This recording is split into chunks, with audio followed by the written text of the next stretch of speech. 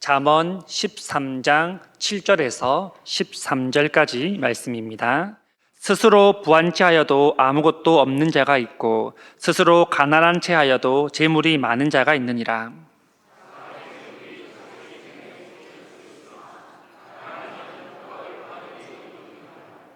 의인의 빛은 환하게 빛나고 악인의 등불은 꺼지느니라.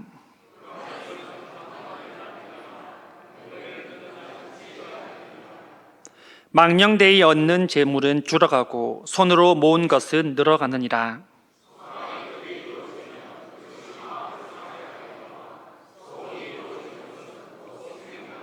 같이 합니다. 말씀을 멸시하는 자는 자기에게 패망을 이루고 계명을 두려워하는 자는 상을 받느니라.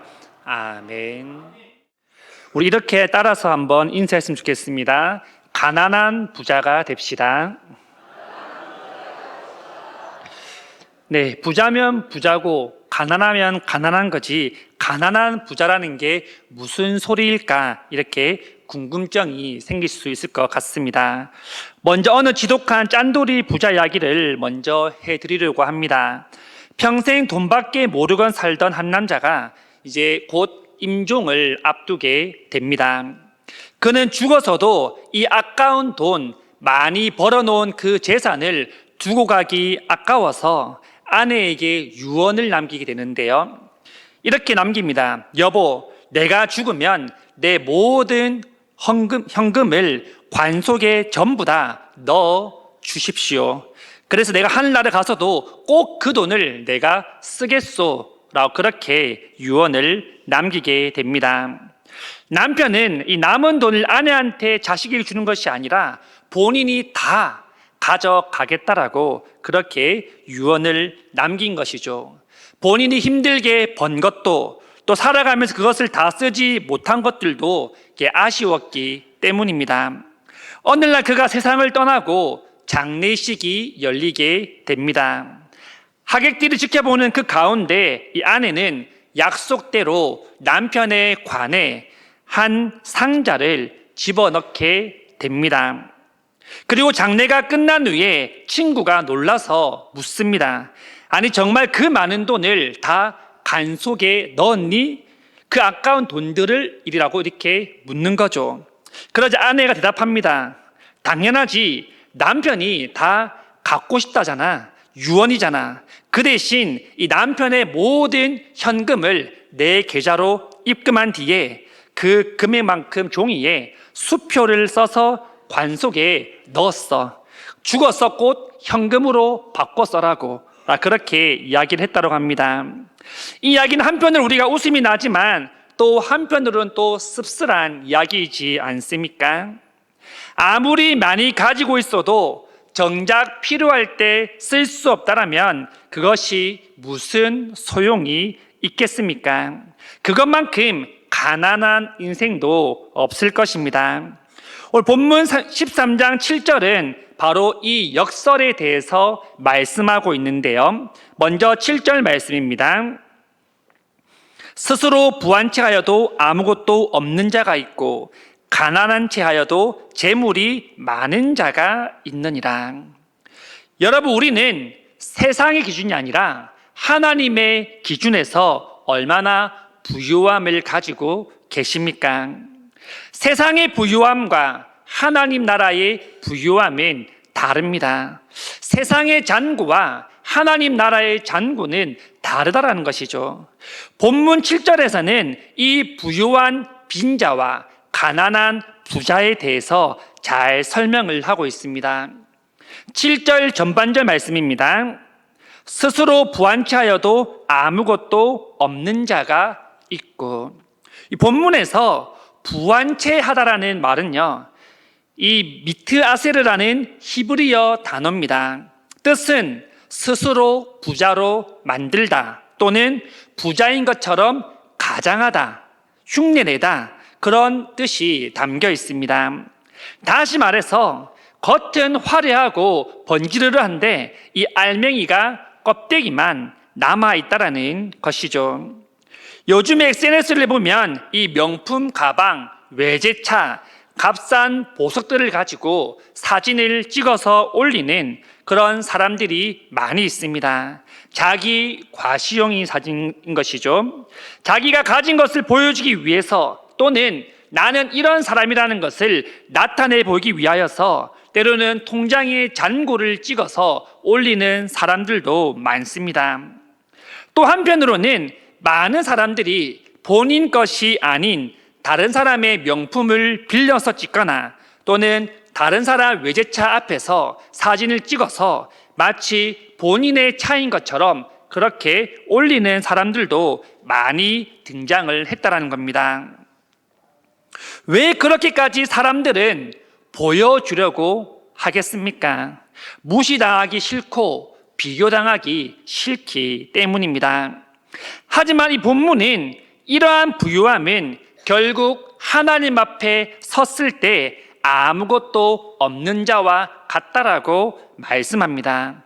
왜 그럴까요? 첫째는 하나님 없는 부유함은 영원할 수 없기 때문입니다. 우리는 솔로몬의 이야기를 참 많이 듣게 되는데요. 이 부유함 하면 대표적인 인물로 우리는 솔로몬을 뽑게 됩니다. 지금 금값이 계속 오르고 있는데요. 그 당시 솔로몬에게 금은 그저 바닥과 벽에 바르는 용도일 뿐이었습니다. 솔로몬에게 금은 그렇게 큰 값어치가 되지 않았던 것이죠. 또한 솔로몬이 이 부유함 속에서 깨달았던 것이 무엇이었습니까? 하나님 없이 누린 모든 부유함이 다 헛되다라는 것을 솔로몬이 말년에 고백을 합니다. 하나님 없이 많은 여인을 거느려 보고 많은 것을 해보고 건축도 해보고 모두가 부러워할 만한 그런 멋진 인생을 살아왔지만 결국 그러한 부유함은 죽음 앞에 아무 힘도 없고 아무 쓸모도 없었다는 것이죠. 오늘 서론에서 본 예화처럼 관 속에 재물을 넣어서 가져갈 수도 없기 때문입니다. 둘째는 하나님 없는 부유함은 무력하기 때문입니다. 세상을 살아가면서 돈이 많고 재력이 있으면 밑에 많은 직원들을 거느릴 수도 있고 또한 많은 보디가드들을 동반할 수도 있습니다. 또한 악한 세력으로부터 지킴을 받을 수 있고 때로는 무력을 행할 수도 있습니다. 하지만 이는 다 세상에 있을 때 가능한 일들입니다. 아무리 세상에서 강한 힘을 가지고 많은 명예와 부를 누리고 있다 할지라도 하나님 앞에 서게 되면 그 또한 무력한 사람일 수밖에 없다라는 겁니다. 무엇보다 그가 하나님 없는 삶을 살았다라면 하나님의 심판 앞에서 그는 한없이 무력한 존재가 된다라는 것입니다. 7절 후반절 말씀인데요. 스스로 가난한 자여도 재물이 많은 자가 있느니라. 반면에 스스로 가난한 자여도 재물이 많은 자가 있다라고 말합니다. 이 사람은 겉으로 보기에는 참 가난해 보입니다. 그런데 하나님께서 그를 평가하실 때 그를 부유한 자다라고 평가하고 계신다라는 겁니다. 그렇다면 왜 이 가난한 사람은 이런 평가를 받게 되는 걸까요? 첫째는 하나님이 기업이 되시기 때문입니다. 여러분, 우리의 기업의 주인은 누구이십니까? 우리의 기업의 주인은 하나님인 줄 믿습니다. 하나님께서 우리의 직장과 사업도와 가정을 세워 가십니다. 하나님이 우리의 모든 부유함의 주인이십니다. 그렇기 때문에 우리는 먼저 고백해야 되는 것이죠. 하나님이 나의 모든 것의 주인 되심을요. 우리 서로 이렇게 한번 고백했으면 좋겠습니다. 하나님이 당신의 모든 것의 주인 되십니다.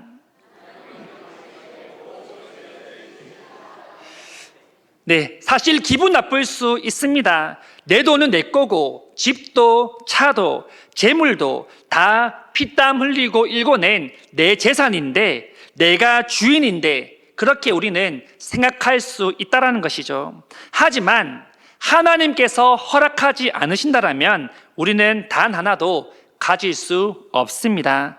이룰 수 없는 것이죠. 우리는 이 사실을 하나님 앞에서 인정하고 또 인정해야 될 줄 믿습니다. 두 번째는 마음의 중심이 하나님께 있기 때문입니다. 마태복음 5장 3절에 이렇게 말씀하고 있는데요. 심령이 가난한 자는 복이 있나니 천국이 그들의 것임이요. 심령이 가난한 자는 단순히 그냥 가난한 자를 뜻하는 표현이 아닙니다. 하나님 앞에서의 내면을 뜻하고 있는 말입니다. 하나님 앞에서 자신이 한없는 죄인임을 고백하며 전적으로 하나님만을 의지하며 살아가는 사람을 뜻하는 말이라는 것이죠. 이러한 사람들의 마음의 중심은 어디에 있겠습니까? 하나님께 있습니다. 그리고 이들은 천국을 소유했다라고 성경은 말씀하고 있습니다. 본문 8절의 말씀입니다. 사람의 재물이 자기 생명의 속전일 수 있으나 가난한 자는 협박을 받을 일이 없느니라. 이 8절에서는 재물의 양면성에 대해서 설명을 하고 있는데요. 먼저 재물의 긍정적인 측면입니다. 우리가 이 개혁주의 관점에서 봤을 때 재물이라는 것은 하나님께서 주신 일반 은총에 포함이 됩니다. 성경에서 재물에 대해서 말할 때 무조건 재물, 돈은 악하다라고 설명하지 않습니다. 8절 전반절에 보시면 이렇게 말씀하고 있는 것을 볼 수 있는데요. 사람의 재물이 자기 생명의 속전일 수 있으나, 속전이라는 것은 대속물이라는 뜻과 동일합니다. 오늘날도 우리는 이 감옥에 있는 사람들을 보석금을 주고 석방하거나 또는 위기에 처한 사람을, 생명이 어려운 사람들을 구하기 위해 많은 재산과 재물을 사용하거나 또는 어려운 사람들을 도울 때 그런 많은 재산들이 사용이 되어집니다. 구약시대도 마찬가지였습니다. 이 재물이라는 것은 사고가 생기거나 또는 목숨이 위태로울 때 그 생명을 건져내는 귀한 수단으로 이때도 사용이 되었던 것이죠. 또 하나는 재물의 부정적인 측면에 대해서도 말하고 있는데요. 8절 후반절입니다. 가난한 자는 협박을 받을 일이 없느니라. 이 말을 역설적으로 보면, 다시 바꾸어서 생각해 보면, 부유한 자는 협박을 받을 일이 있다라고 그렇게 볼 수 있습니다. 부유한 자들은 잠을 과연 달게 잘 수 있을까요? 그들은 늘 불안에 떱니다. 본문에서 협박이라는 것이 나오는데요. 이 협박이라는 것은 누군가 실제로 협박을 할 수도 있겠지만 또한 그렇지 않기도 합니다. 이게 무슨 말일까요? 협박은 때로는 내가 가진 재산과 부와 명예가 스스로를 억누르게 하는 경우들도 있다라는 것을 말해주고 있습니다. 스스로를 옥죄게 만들고 스스로를 불안하게 만들고, 그렇기 때문에 스스로에게 협박이 되는 것이죠. 어떤 사람이 평생을 돈을 벌어서 거부가 됩니다. 우리는 이 이야기만 들으면 제일 먼저 부럽다 또는 나도 그렇게 살아보고 싶다라는 생각들을 하게 됩니다. 과연 이 거부는 우리가 생각하는 것처럼 모든 것을 누리며 행복하게 살았을까요? 아닙니다. 그렇다면 이 사람은 거부가 되고 난 다음에 어떻게 삶이 변했을까요? 밤에 잠을 못 누리기 시작합니다. 왜 그렇겠습니까?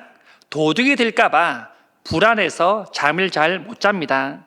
그래서 돈을 많이 써서 싸움을 잘하는 각종 유단자들을 보디가드로 문 앞에 세워둡니다. 그러면 모든 걱정이 끝이 날까요? 그것도 아니라는 것이죠. 투자한 것들이 떨어지지는 않을지 계속해서 걱정하게 되고, 또한 가장 가까운 누군가 나를 속여서 돈을 가져가면 어떡하지라는 그런 고민들도 하게 된다라고 합니다. 무엇보다 가족들과 가까이 하지도 않고 오히려 의심하며 멀리하기도 합니다. 쉽게 주위 사람들에게 마음을 열지 못한 것이죠. 그런데 결국 이 사람이 죽음 앞에서 하나를 깨달았습니다. 그리고 죽음 앞에서 이렇게 이 거부가 말합니다. 내가 돈을 가진 줄 알았는데 사실은 돈이 나를 붙잡고 있었습니다. 여러분, 이것이 바로 성경이 말하는 협박이라는 겁니다. 내가 가진 것이 나를 매이게 만들고 옥죄게 만든다라는 것이죠. 9절 말씀입니다. 의인의 빛은 환하게 빛나고 악인의 등불은 꺼지느니라. 8절까지 재물에 대한 교훈을 주다가 왜 갑자기 9절에서는 의인과 악인에 대해서 설명을 하고 있을까요? 이는 재물이 중요한 것이 아니라 바로 사람이 더 중요하다는 것을 보여주기 위함입니다. 같은 재물을 가지고 있어도 의인과 악인이 사용하는 용도가 다르고 방향성이 다르기 때문입니다. 본문에서 의인의 빛은 환하게 빛나고 있다라고 말하는데요. 여기서 이 빛은 단순히 비춰지는 빛이 아닙니다. 여기서는 세상을 이롭게 하고 또 밝게 한다라는 그 행실을 상징적으로 표현한 것입니다. 반면에 악인은 등불이 꺼진다라고 설명하고 있는데요. 이 고대 사회에서 등불이 꺼진다라는 것은 재앙의 징조로 여겼습니다. 다시 말해서 이 악인의 등불이 꺼진다, 이 말은 곧 그가 누리던 즐거움, 번영, 모든 영향력이 일시에 사라지게 된다는 것을 잘 말해주고 있습니다. 또 마지막 10절에서 13절에는 이 의인과 악인을 대조해서 더 잘 설명하고 비교하고 있는데요. 먼저 10절 말씀입니다. 교만에서는 다툼만 일어날 뿐이라 권면을 듣는 자는 지혜가 있느니라. 본문에서 의인은 권면을 듣는 자, 악인은 다툼을 일으키는 자라고 말합니다. 교만한 사람은 왜 자주 다툴까요? 다른 사람 말과 생각은 틀리고 자기 말과 자기의 생각은 맞다라고 생각하기 때문입니다. 이 교만이라는 것은 들끓다라는 뜻을 가지고 있는데요. 마치 넘쳐나는 상태를 뜻합니다. 냄비의 뚜껑을 닫고 우리가 물을 끓이지 않습니까? 그러면 시간이 지나면 그 냄비의 물은 부글부글 끓어오릅니다. 그리고 계속 두면 어떻게 되겠습니까?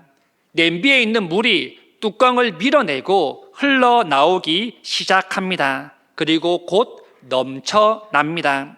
교만이 바로 이와 같다라는 것이죠.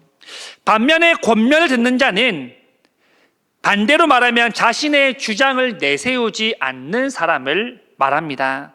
다른 사람의 말에 귀를 기울이고 또한 상대방을 존중하는 그런 태도를 가진 사람을 뜻하고 있습니다. 11절 말씀입니다. 망령되이 얻은 재물은 줄어가고 손으로 모은 것은 늘어가느니라. 11절에서 이 악인에 대해서 말하기를 망령되이 재물을 얻었다라고 말합니다. 이 망령되이 얻었다라는 표현은 허무하고 공허하다라는 뜻도 있지만요, 이 뜻에는 안개라는 뜻도 같이 포함이 되어 있습니다. 다시 말해서 증기나 안개처럼 곧 사라져버릴 허무한 것이다라는 것을 표현하기 위한 것이죠. 왜 그렇겠습니까? 본인이 떳떳하게 얻은 재물이 아니기 때문입니다. 반면에 의인이 모은 것은 계속해서 늘어간다라고 말하고 있는데요. 여기서 중요한 전제가 있습니다. 재물을 잃는 것도 재물을 얻는 것도 그렇게 하는 것도 모든 주체는 하나님이라는 겁니다. 하나님께서 악인과 의인의 재물을 그렇게 만드신다라는 것이죠. 12절 말씀입니다. 소망이 더디 이루어지면 그것의 마음을 상하게 하거니와 소원이 이루어지는 것은 곧 생명나무니라. 이 악인들은 소망을 어디에 두겠습니까? 자기의 유익과 만족에 두게 됩니다. 즉 잘못된 대상에 그들의 소망을 두게 된다는 겁니다. 그런데 그런 소망은 이루어지지 않으면 사람을 낙심하게 만들고 마음을 상하게 만든다라고 표현합니다. 하지만 의인은 어디에 소망을 두고 살아가겠습니까? 바로 하나님께 소망을 두고 살아갑니다. 하나님께 소망을 둔 사람은 곧 생명나무와 같다라고 표현하는데요. 이 생명나무는 우리가 잘 알다시피 하나님께서 에덴 동산에 세웠던 나무입니다. 이는 하나님과의 관계에서 누리는 풍성함이며 또한 영원한 생명을 뜻하는 것입니다. 13절 말씀입니다. 말씀을 멸시하는 자는 자기에게 패망을 이루고 계명을 두려워하는 자는 상을 받느니라. 악인은 말씀을 멸시하는 자이며 의인은 계명을 두려워하는 자다라고 표현을 하고 있습니다. 여러분, 우리는 말씀을 멸시하는 자입니까? 아니면 계명을 두려워하는 자입니까? 사실 생각해 보면 우리는 말씀을 멸시하는 것 같지도 않고 그렇다고 계명을 두려워하지도 않는 것 같습니다. 사실 애매한 기준에 우리는 날마다 서 있지 않으십니까? 우리는 하나님의 말씀이라고 하지만 그 말씀을 늘 듣지만 그 말씀에 대한 두려움을 잘 가지지 않을 때가 많습니다. 그렇기 때문에 우리는 불순종하고 내 생각과 내 의견을 하나님의 말씀보다 더 앞세울 때가 많다라는 것이죠. 그리고 들어도 잊을 때가 참 많습니다. 여러분, 우리는 하나님을 경외하는 삶을 살아야 될 줄 믿습니다. 성경은 하나님의 말씀입니다. 하나님의 말씀 앞에 우리는 날마다 두려운 마음을 가져야 합니다. 성경은 쉽게 읽고 지나가는 소설이나 동화책이 아닙니다. 성경은 하나님께서 오늘날 우리에게 주시는 말씀이자 약속이자 명령인 줄 믿습니다. 말씀 맺겠습니다. 여러분, 물질은 인생의 목적이 아니라 섬기는 수단이 되어야 될 줄 믿습니다. 물질은 그 자체로서 우리에게 생명을 줄 수 없습니다. 또한 우리의 인생의 최종 목적이 되어서도 안 됩니다. 그저 하나님과 이웃을 섬기는데 하나님이 주시는 도구라고 우리는 생각을 해야 되는 것이죠. 무엇보다 이 물질의 모든 소유권은 우리에게 있지 않습니다. 하나님께 있습니다. 그렇다면 우리는 질문해야 할 것입니다. 나는 부유한 빈자입니까? 아니면 가난한 부자입니까?